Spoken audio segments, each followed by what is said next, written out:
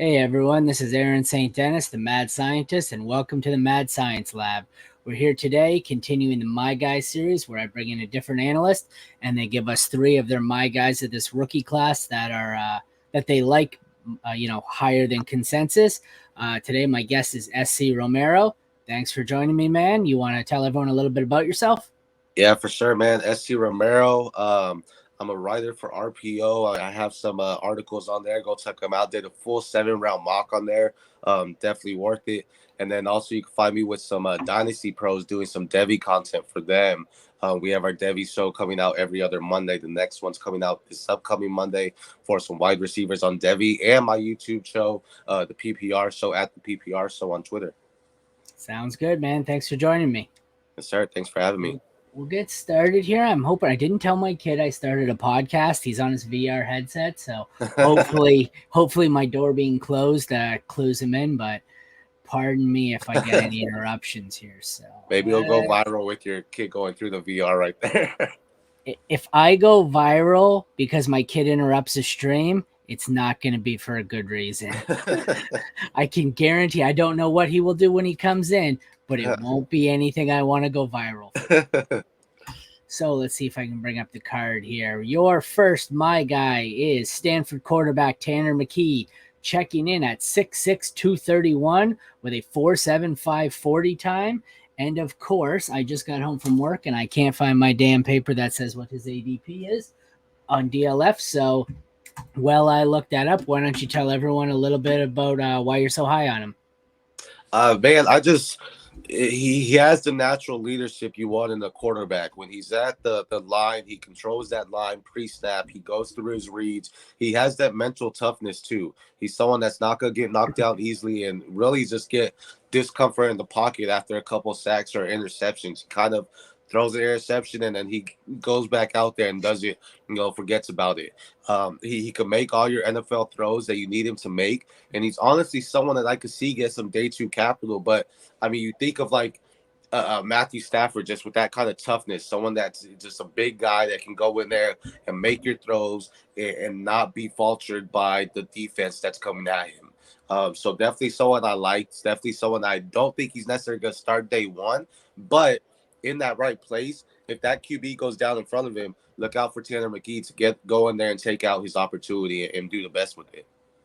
Right now on DLF for the April rookie Superflex ADP, he's going off the board. Oh, I just had at 41, so he's almost free. QB 6, that's a huge gap between him and Hendon Hooker goes off the board at QB 5, 13th overall. The next quarterback is McKee at 41. So he's QB 6. Where do you have him among your QBs? 6 as well, or? Yeah, he's right there at 6 or 7. I do like Jaron Hall a lot too from BYU, but I just fell in love with Tanner McKee when I was watching his tape. Again, just that mental toughness that I saw, and the fact that he's making all his throws. He's patient. He's someone that if he has a solid line, he's gonna be a nice pocket passer, and he's gonna be able to make any receiver around him look good. Yeah, I have that second group there. The first group I have, obviously, the top 5 are pretty set, but I have my second group there. I have McKee, DTR, Dorian Thompson, Robinson, all pretty close with Jaron Hall and Clayton Tune. Yep. That would be my second group there. And they're a case of I'm kind of waiting to see where they go in the NFL draft to determine, if they go undrafted. Who was I high on last year? Oh, I was really high on Carson Strong, and then he went undrafted. Then he went to Philly, and they cut him. And I think he went to Baltimore or Buffalo, and they cut him. And I don't even know where he is. So for those guys, they I think that, well, he's going at 41, so that's what, middle of the 4th? Yeah, probably around there. At that price for a team that, doesn't necessarily need a quarterback, but has a 4th or 5th round pick that they can, burn on a future taxi squad player. He could, if he gets draft capital, he could definitely turn into something here. 4.75, so he's not the most fleet of foot, but he's kind of a big, strong, tough kind of runner there. I would expect him to be primarily a pocket passer, but he's tough enough. Yeah, you're definitely not getting him for his athletic abilities. Like, he's not running around the pocket or anything like that and running out or escaping or necessarily extending the play. But You gain him because he's just that solid pocket passer, that big body weapon that you just want in the middle, throwing to your guys. All right, I will bring up the next. Oops, that's the wrong button. I will bring up the next guy. It is going to load eventually. We'll go to Oregon State tight end Luke Musgrave, checking in at 6'6", 253, 4.61 40 time. He's another one. He's right now, there's much like with quarterback, there's a set tier 1 for me. I've got Mayer and then Kincaid. And then I have tier 2, which is a 4-man group of Musgrave, Kuntz, Washington, and a tight end that's escaping me. Who's the tight end I'm forgetting here? Musgrave, Kuntz, Washington. You might be thinking of Strange is in that role. Strange. Laporta, maybe. Laporta's There's somebody else, but it's been a long day of work, and I'm drawing a blank. But so that, regardless, that second group for me is kind of like the second group of quarterbacks. You know, if they manage to get capital or a good landing spot, they could all move up. So Musgrave for me, I think right now, I think he's my tight end 3 because I really like Zach Kuntz, but he could, and I like Washington too, but he could end up being the 3. Like I said, he is going at 32 overall, so end of the 3rd round. Where does he rank for you among your rookie tight ends? Man, he's at 3 also. And honestly, I have him. This is going to be crazy, but I have him behind Washington and Kincaid. Mayer is the complete tight end. But for fantasy relevancy, I think Musgrave is a better pass catcher than what you will see in Mayer. So I just feel he's explosive, man. And what he does with the ball in his hands after the catch is something phenomenal. And, of course, he's one that is going to be draft capital, matters. But with this tight end class, it's filthy. These 6 guys you kind of mentioned there, they go to the right spot. They can all have great fantasy seasons. And Musgrave is one of those guys that he can catch the ball. He can go spread the line down the middle. He can run down and block if you need him to. He's quick. He's efficient. He knows how to make the reads. He knows how to run block down the line. I mean, everything you like about tight end, Mayer can do, and he does it with speed and effectiveness. And that's why I just fell in love with him. I mean, he's just someone that has natural hands and could be a great safety net for the quarterbacks. And again, that great spot. I would love to see him in the Los Angeles Rams, to be the tight end for Matthew Stafford. But someone that he's honestly my dark horse to be the tight end 1 for fantasy for this class. Again, just because of what he can do with the ball in his hands after the catch. I don't disagree. I definitely think Mayer could be a better NFL tight end than a fantasy tight end. 100%. My reason why I have Mayer and Kincaid as the consensus 1 and 2 for me is I think they're going to get first-round draft capital. I don't know if Musgrave or Washington. I think if out of the second group, I think Washington would be the most likely to sneak into the first round. But I think they're all round 2, round 3, day 2 picks. And that's why I have the 2 of them, the highest, because even if they don't hit, even if Mayer does end up just being a better NFL tight end, if you get first-round capital, I'm going to be able to get my pick back out of him, even if he has a crappy first year. And I don't think, the second group there, if they go day 2 anywhere, early round 2, late round 3, if they're not half decent your first year, where'd Trey McBride go? Do you remember? Round 2? Arizona. Oh, yeah. I think he was a day 2. Yeah. Round 2. But he's another one where I've got Trey McBride on a team and did really nothing. He shows he should get more of an opportunity this year, but he's not much value in many leagues. I haven't been able to trade him for anything. So just the difference in draft capital is what it is for me. He's one of my buys this year because of that, though. No, and I agree. It's just he's not I've had a few where I have a surplus of tight ends in one league and tried to flip them, just thinking, Ertz is hurt and should be out for a considerable period of time. He looked good at the end of the year. I'm thinking, someone will want a good young tight end. He was the tight end 1 off the board last year. For sure. Consensus pretty much, but it's just the value's not there. I'm getting just ridiculous offers for him. So I'd much rather give me the guy who has round 1 capital if they get it. If Musgrave sneaks into round 1, all bets are off though. Oh yeah, 100%. No, I love my Oregon boys, man, and he's definitely someone that keep your eye on him because if he sneaks in there, he's gonna be high value, and you're not gonna want to miss on him. He is definitely one to monitor. That brings us to your final guy. I think I've had him once before. He's not as popular, but Sir. Maryland wide receiver Raheem Jarrett checking in at 6 feet, 192, a 4. Yes, I did have him yesterday because I couldn't say this one. A 4.4440. Yeah, I must have said that 9 times.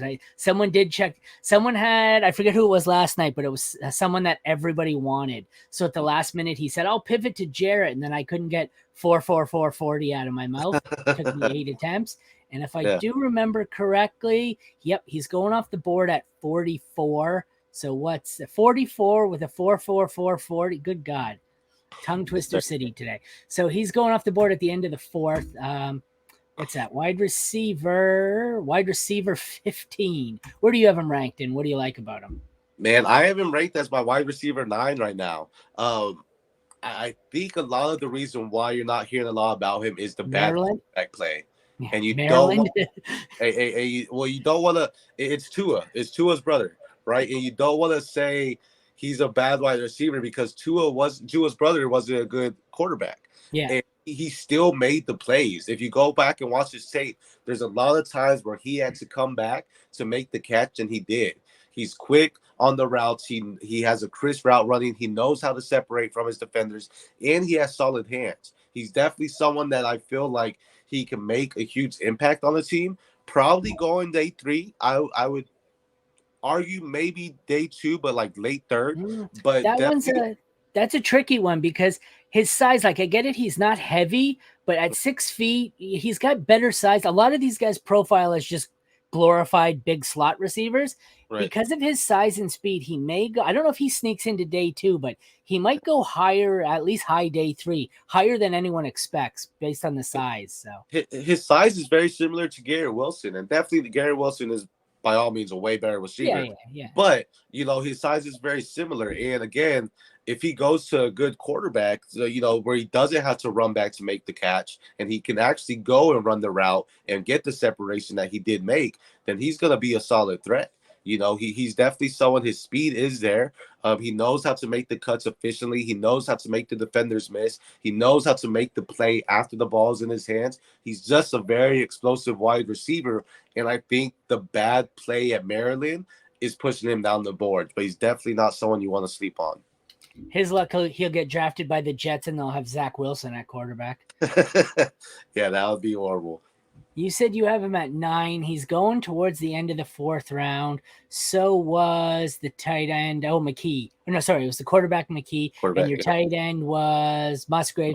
So you had Musgrave in the 3rd and the other 2 going in the mid to late 4th. Where are you comfortable taking all of them in Superflex rookie drafts? Musgrave, obviously the earliest, I would say. Yeah, Musgrave the earliest. I mean, if I need a quarterback, again, draft capital will matter. If McKee goes day 2, then I'll easily take him in the late 2nd there if he's there for me. But that's Musgrave fair. Definitely the earliest, probably late 2nd, early 3rd. Well. Yeah. And then Jarrett, man, I have the 307 and 309, and I'm crossing my fingers. Jarrett's there. I'm happy taking him there.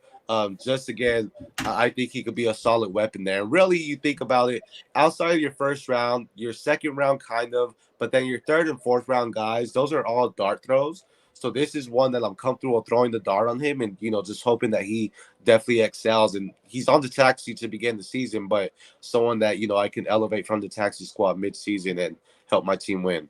Don't mind my phone. I was curious. You mentioned where he's going, and I'm in the middle of, it just concluded actually, a Superflex rookie mock with the so-called, experts.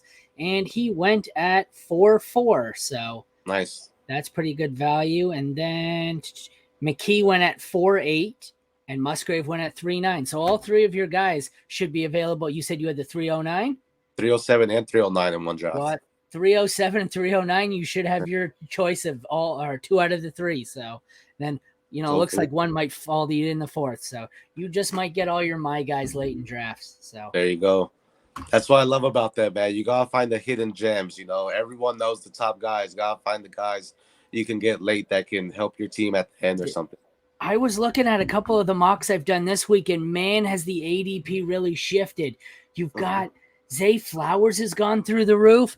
And Oh yeah, apparently people are starting to listen to me and some of the player profiler guys because Roshan Johnson went from like the end of the third round to 201 right now. And oh it's yeah, just bro. gone. I was sitting there and I was taking him 301, 30, 302, 301, 210, Yeah. 29 every day. I was always the first one getting them. And it wasn't, everyone was saying, oh, you're reaching, you're reaching. Now I go to draft him at the end of the second round and he's long gone. So I made trades earlier in the season to get like the 210 and 29, and I was like, Roshan's the guy there. And now I'm yeah, just like, all right, well, now I not need to make anymore. moves He's to go not. up in the second. Yeah, there was a few that fell to me. A Chain fell all the way to the third round. A couple Oh of the wow. receivers, like Zay, jumped up, but a couple of the other ones, Hyatt, Rashi Rice, I seen has fell to like the end of the third, fourth round. So Yeah, he's someone that's sleeper. And say with like Hyatt, I mean, Hyatt, I feel is he was going really early in the first. I feel like not yeah, like your mid first, I guess. But then now I feel it's Zay, and then Downs is someone that has slipped as well. Where it's like, what's he doing there?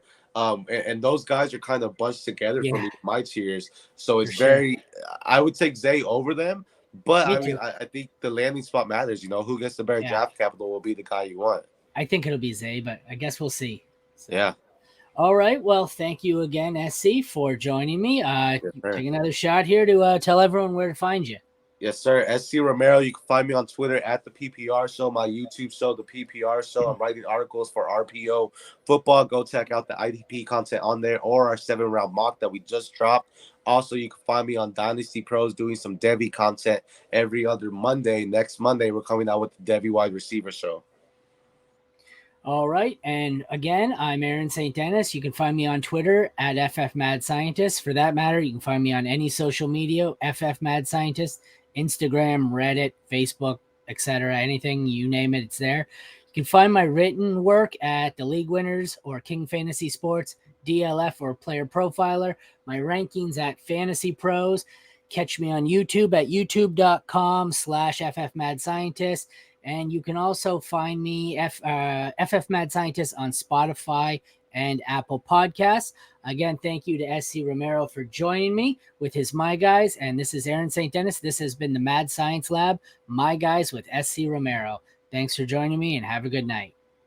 These guys.